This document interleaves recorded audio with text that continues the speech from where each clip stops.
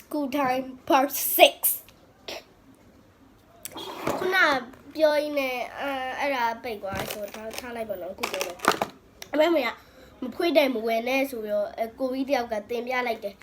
ဒီလိုမျိုးရထားရဲ့တက်တက်လေးနေရာလူထားရဲ့အားပြီးသွားဒီရရဲ့လို့ရင်ဒီအောက်ကောက်စားနဲ့တွားထိနေတယ်ထိနေတော့ဒီအပေါ်ကပြီးတော့ဖြီးရဲ့ဒီအပေါ်ကပြီးတော့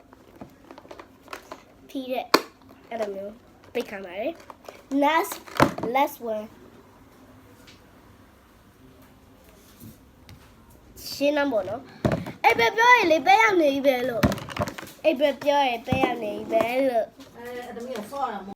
sorry ပါဒီမှာစေးရမြင်နေရတယ်ထဲထဲမှာ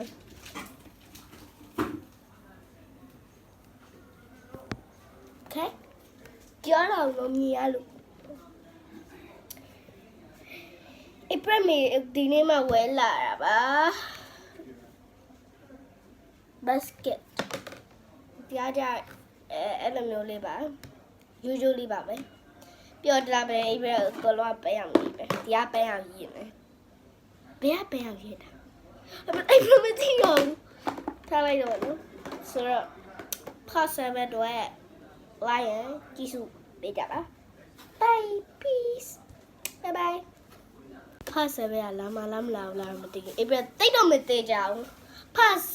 7ရှေ့ရောကြည့်ပါနော် part 7မသိမြဘူးဆိုရောဒီက last one လို့ပဲထားလိုက်တော့ so school ထားကြတော့ဒီမှာလည်းပြီးသွားရလို့ထားလိုက်တော့ part 7မပါရော okay so bye bye peace